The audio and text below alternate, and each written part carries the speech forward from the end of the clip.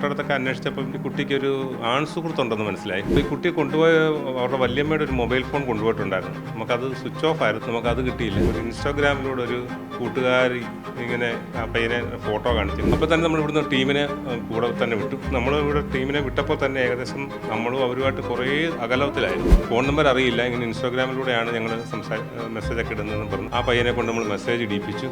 Collect ചെയ്തപ്പോഴത്തേക്ക് ഏകദേശം ഓച്ചറ ക്ലാപ്പന സ്വദേശിയാണെന്ന് മനസ്സിലായി.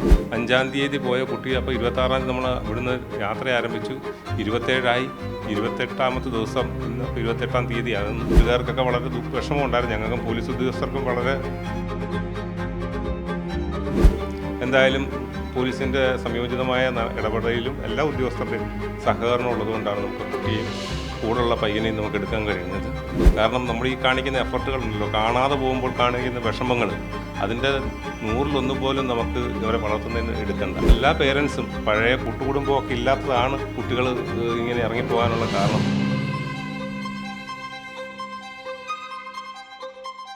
നമസ്കാരം. ആലുവയിൽ നിന്നും കാണാതായ 12 വയസ്സുകാരി ശ്രീഭദ്രയെ ഇപ്പോൾ പൂനെയിൽ നിന്നും ആലുവ പോലീസ് കണ്ടെത്തിയിരിക്കുകയാണ്. അന്വേഷണത്തിന് നേതൃത്വം നൽകിയ ഡിവൈഎസ്പി ബാബുക്കുട്ടൻ സാർ നമ്മുടെ ഒപ്പം ചെയ്യുന്നുണ്ട്. സാർ, എങ്ങനെയായിരുന്നു ഈ കുട്ടിയെ കണ്ടെത്തിയത്? കുട്ടിയെ കണ്ടെത്തിയെന്ന് പറഞ്ഞാൽ നമ്മൾ 25-ാം തീയതി രാത്രി 8 മണിക്കാണ്, 8 മണി 8:30 ഇടയിലാണ് കുട്ടി കാണാതായതായിട്ട് അറിവ് കിട്ടിയത് ഏകദേശം 10 മണി കഴിഞ്ഞപ്പോഴാണ് പോലീസിന് വിവരം കിട്ടിയത്. പോലീസ് അപ്പോൾ തന്നെ ആ വീട്ടുകാരുമായിട്ട് അടുത്ത സ്ഥലങ്ങളിലൊക്കെ പോയി നോക്കി. കൂട്ടുകാരിമാരെ കണ്ടു ചോദിച്ചു. പക്ഷേ നമുക്ക് കൂടുതൽ വിവരങ്ങളൊന്നും കിട്ടിയില്ല. അപ്പോൾ തന്നെ FIR രജിസ്റ്റർ ചെയ്ത് 12 മണി FIR രജിസ്റ്റർ ചെയ്ത് കഴിഞ്ഞപ്പോഴത്തന്നെ രാവിലെ നമുക്ക് രാത്രി ആയതുകൊണ്ട് പിന്നെ രാത്രിയിലെ തന്നെ ഓരോ ടീമിനെ നമുക്ക് അറേഞ്ച് ചെയ്ത്. അപ്പോൾ ഈ കുട്ടിയെ കൊണ്ടുപോയ അവരുടെ വല്യമ്മയുടെ ഒരു മൊബൈൽ ഫോൺ കൊണ്ടുപോയിട്ടുണ്ടായിരുന്നു. നമുക്കത് സ്വിച്ച് ഓഫ് ആയിരുന്നു, നമുക്കത് കിട്ടിയില്ല. പിന്നെ നമ്മൾ തൊട്ടടുത്തൊക്കെ അന്വേഷിച്ചപ്പം ഈ കുട്ടിക്കൊരു ആൺ സുഹൃത്തുണ്ടെന്ന് മനസ്സിലായി. അതാരാണെന്നോ എന്താണെന്നൊന്നും ആർക്കും അറിയില്ല. പിന്നെ അതുമായിട്ട് ബന്ധപ്പെട്ട് അന്വേഷിച്ചപ്പോൾ ഒരു ഇൻസ്റ്റാഗ്രാമിലൂടെ ഒരു കൂട്ടുകാരി ഇങ്ങനെ ആ പയ്യനെ ഫോട്ടോ കാണിച്ചിരുന്നു, ഇതുപോലാണ് ഈ പയ്യനാണെന്ന് അറിഞ്ഞു. അങ്ങനെ അവൻ്റെ ഡീറ്റെയിൽസ് കളക്ട് ചെയ്തപ്പോഴത്തേക്ക് ഏകദേശം ഓച്ചറ ക്ലാപ്പന സ്വദേശിയാണെന്ന് മനസ്സിലായി. അത് ഒരു ബ്രോക്കൺ ഫാമിലിയിൽപ്പെട്ട ഒരു പയ്യനാണ്. പയ്യന് അമ്മ അച്ഛനും ഒക്കെ ആയിട്ട് മാറി നിൽക്കുകയാണ്. വീടുകൾ പ്രത്യേകിച്ചില്ല. ഒരു ഇങ്ങനെ വാടകയ്ക്ക് താമസിക്കുന്ന 2 പയ്യന്മാരാണ്. ഇവരങ്ങനെ അടുത്ത സമയത്ത് ഈ മുനമ്പം ആ ഭാഗങ്ങളിലൊക്കെ ഐസ്ക്രീം കച്ചവടം നടത്തുന്നു എന്നറിഞ്ഞു. അങ്ങനെ ആയിരിക്കാം ഈ കുട്ടിയെ പരിചയപ്പെട്ടതെന്നൊക്കെ അറിഞ്ഞു. ഇനി കുട്ടിയെ കിട്ടി കൂടുതൽ കാര്യങ്ങൾ ചോദിച്ചെങ്കിൽ നമുക്ക് വ്യക്തമായിട്ട് മനസ്സിലാക്കാൻ പറ്റും. അങ്ങനെ ഈ പയ്യനുമായിട്ട് പോയതായിരിക്കാം എന്ന് പറഞ്ഞു. അപ്പോൾ കുട്ടിയുടെ കയ്യിലുള്ള മൊബൈൽ ഫോൺ ഓൺ ആകാത്തതുകൊണ്ട് നമുക്ക് ലൊക്കേഷൻ മനസ്സിലാക്കാൻ പറ്റിയില്ല. അതുപോലെ തന്നെ പയ്യൻ്റെ ഫോണിൽ അങ്ങനെ നമുക്ക് നമ്പറുകളൊന്നും അങ്ങനെ വ്യക്തമല്ലായിരുന്നു. ഇൻസ്റ്റാഗ്രാമിലൂടെയാണ് കൂടുതൽ കുട്ടികളുമായിട്ട് പയ്യൻ ബന്ധപ്പെട്ടിട്ടുള്ളത്, സുഹൃത്തുക്കളുമൊക്കെ. അങ്ങനെ ഒരു സുഹൃത്തിനെ നമ്മൾ മനസ്സിലാക്കി. ആ സുഹൃത്തിനെ കൊണ്ട് ഫോൺ നമ്പർ അറിയില്ല, ഇങ്ങനെ ഇൻസ്റ്റാഗ്രാമിലൂടെയാണ് ഞങ്ങൾ മെസ്സേജൊക്കെ ഇടുന്നതെന്ന് പറഞ്ഞു. ആ പയ്യനെ കൊണ്ട് നമ്മൾ മെസ്സേജ് ഇടിപ്പിച്ചു. ഓപ്പൺ ആകുന്ന സമയത്ത് എപ്പോഴെങ്കിലും നമുക്കതിന് മറുപടി കിട്ടുമെന്ന് വിചാരിച്ചു. അങ്ങനെ ഒരു സമയം ഓപ്പണായി. നമ്മൾ അതിൻ്റെ എടുത്ത് കഴിഞ്ഞപ്പോഴത്തേക്ക് കാസർഗോഡാണ് കാണിച്ചത്. ഇനി കാസർഗോഡ് ഈ പയ്യൻ തന്നെ ആണോ പോയെന്നൊക്കെ ഞങ്ങൾക്ക് സംശയങ്ങളായി. ഈ പയ്യൻ നേരത്തെ ജോലി ചെയ്ത ആളിനെ കണ്ടുപിടിച്ചു. അങ്ങനെ നമുക്ക് ഫോൺ നമ്പർ കിട്ടി.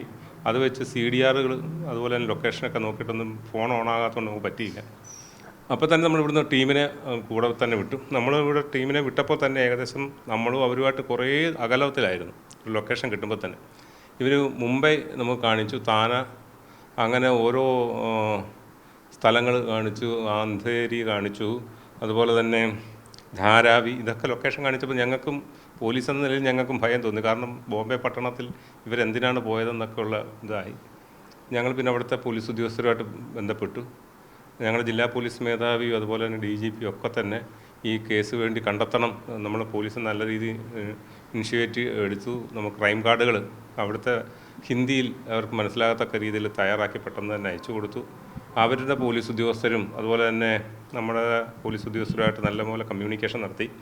അവരും വേണ്ട രീതിയിലൊക്കെ ചെക്ക് ചെയ്തു. ഒരു ലൊക്കേഷൻ നമുക്ക് കിട്ടി. ആ ലൊക്കേഷൻ വെച്ച് നമ്മൾ നോക്കിയിട്ട് പോലും പെട്ടെന്ന് കിട്ടാൻ കഴിഞ്ഞില്ല. അങ്ങനെ നമ്മുടെ പാർട്ടി അവിടെ ഏകദേശം താന എത്തിക്കഴിഞ്ഞപ്പോഴത്തേക്ക് പിന്നീട് ലൊക്കേഷൻ നോക്കിയപ്പം അത് തിരിച്ചു പോരുന്നതായിട്ട്, അതായത് ഓരോ ദിവസം കഴിഞ്ഞു. 25-ാം തീയതി പോയ കുട്ടി അപ്പോൾ 26-ാം തീയതി നമ്മൾ ഇവിടുന്ന് യാത്ര ആരംഭിച്ചു. 27-ആയി, 28-ാമത്തെ ദിവസം ഇന്ന് അപ്പോൾ 28-ാം തീയതിയാകുന്നു. ഏകദേശം 2 ദിവസം കഴിഞ്ഞിരിക്കുന്നു. പിന്നീട് ലൊക്കേഷൻ നോക്കിയപ്പോൾ കുട്ടി ഈ ലൊക്കേഷൻ തിരികെ വരുന്നതായിട്ട് കാണുന്നുണ്ട്. നമ്മളതനുസരിച്ച് നോക്കിയപ്പോൾ ബസ് യാത്രയാണെന്ന് മനസ്സിലാക്കി. അത് കഴിഞ്ഞ് ട്രെയിനിൽ യാത്രയായി. അപ്പം നമ്മളൊരു മനസ്സിലാക്കി ഇന്ന ട്രെയിനാണ്. ആ ടൈമൊക്കെ നോക്കിയപ്പോഴത്തേക്ക് നിസാമുദ്ദീൻ എക്സ്പ്രസ് ആണെന്ന് മനസ്സിലാക്കി. അത് പൂനെ അടുത്ത സമയം നമുക്ക് 3:50 ആകുമ്പോഴത്തേക്ക് പൂനെ എത്തും എന്ന് മനസ്സിലായി. അത് മനസ്സിലാക്കി കഴിഞ്ഞപ്പോഴത്തേക്ക് നമ്മുടെ താനയിൽ നിൽക്കുന്ന പാർട്ടിയോട് അവിടെ തന്നെ വെയിറ്റ് ചെയ്യാൻ പറഞ്ഞിട്ട് ഇന്ന് രാവിലെ തന്നെ അടുത്തൊരു ടീം ഇവിടുന്ന് പോയി. കണ്ണൂർ, ഏകദേശം കണ്ണൂർ എത്താറായി കാണും. CAയുടെ പാർട്ടി, ബൈ റോഡ് CA ഒരു ടീമൂടെ പോയി. അങ്ങനെ എന്തായാലും നമ്മൾ ലൊക്കേഷൻ നോക്കി താനയിൽ നിന്ന പാർട്ടിയോട് പെട്ടെന്ന് തന്നെ പൂനെ ജംഗ്ഷൻ റെയിൽവേ സ്റ്റേഷനിൽ എത്താൻ പറഞ്ഞു. അവരെത്തി. 10 മിനിറ്റ് കഴിഞ്ഞപ്പോഴത്തേക്ക് ട്രെയിൻ എത്തി. നമുക്ക് മനസ്സിലാക്കാം ഇവർ കയറി വരുന്ന ട്രെയിൻ എന്ന് പറയുന്നത് അതിൻ്റെ നമ്മളപ്പോൾ തന്നെ ഈ ട്രെയിനിൻ്റെ ഒരു ലൊക്കേഷൻ നോക്കുന്ന പറഞ്ഞുണ്ട്. വെയർ ഈസ് മൈ ട്രെയിൻ എന്ന് പറഞ്ഞൊരു ആപ്പുണ്ട്. അതിനകത്ത് ട്രെയിനിൻ്റെ നമുക്ക് ലൊക്കേഷൻ മനസ്സിലാക്കി. ഫ്രണ്ടിലും ബാക്കിലുള്ള ജനറൽ കമ്പാർട്ടുകളിൽ നോക്കാൻ പറഞ്ഞു. അങ്ങനെ ബാക്കിൽ നോക്കിക്കൊണ്ടിരുന്ന പെട്ടെന്ന് തന്നെ ഫ്രണ്ടിലും കുറച്ച് പേര് നോക്കി. അപ്പോൾ ഫ്രണ്ട് കമ്പാർട്ട്മെൻറ്റിൽ കുട്ടികളുണ്ടെന്ന് മനസ്സിലാക്കി. അവരെ അന്നേരം തന്നെ എടുത്തു കൊണ്ടുവന്നു. വീട്ടുകാർക്കൊക്കെ വളരെ വിഷമമുണ്ടായിരുന്നു. ഞങ്ങൾക്കും പോലീസ് ഉദ്യോഗസ്ഥർക്കും വളരെ ദുർഘടമായിരുന്നു ഓരോ നീക്കങ്ങൾ.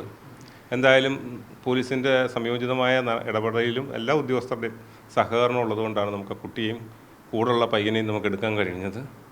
ഇനിയും കൂടുതൽ പരിശോധിച്ചെങ്കിൽ മാത്രമേ ഈ പയ്യൻ്റെ ഹിസ്റ്ററി എന്താണെന്നും മറ്റ് നിയമ നടപടികളൊക്കെ കൈക്കൊള്ളിട്ട് അവരെ കൂട്ടിക്കൊണ്ടുവന്നതിന് ശേഷം പറ്റത്തുള്ളൂ. ആ പയ്യൻ്റെ പേര് അഭിജിത്ത് എന്നാണ്. അഭിജിത്ത്. എത്ര വയസ്സുണ്ട്? അവന് ഏകദേശം 25 വയസ്സുള്ളുണ്ട്. ഇവിടുന്ന് ബൈ ട്രെയിൻ ആണോ പോയത്? അതെ, ട്രെയിൻ തന്നെയാണ് അങ്ങോട്ട് പോയേക്കുന്നത്, ആലുവയിൽ നിന്ന്. എന്താണ് മോട്ടീവ് എന്ന് പറഞ്ഞത്? ഇല്ലില്ല, പറഞ്ഞിട്ടില്ല.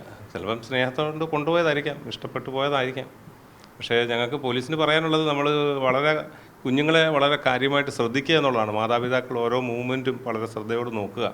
കാരണം നമ്മൾ ഈ കാണിക്കുന്ന എഫർട്ടുകളുണ്ടല്ലോ, കാണാതെ പോകുമ്പോൾ കാണിക്കുന്ന വിഷമങ്ങൾ, അതിൻ്റെ 100-1 പോലും നമുക്ക് ഇവരെ വളർത്തുന്നതിന് എടുക്കണ്ട, ശ്രദ്ധിച്ചാൽ. അപ്പോൾ അത് എല്ലാ പേരൻസും പഴയ കൂട്ടുകുടുംബമൊക്കെ ഇല്ലാത്തതാണ് കുട്ടികൾ ഇങ്ങനെ ഇറങ്ങിപ്പോകാനുള്ള കാരണം.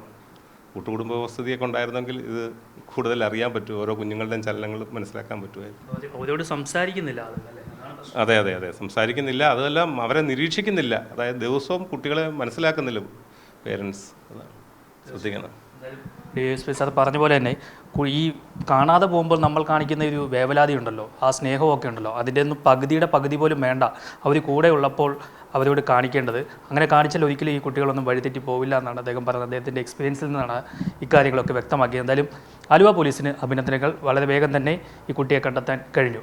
ആലുവയിൽ നിന്നും DK ദിലീപിനോടൊപ്പം R. പിയൂഷ്, മറുനാടൻ മലയാളി.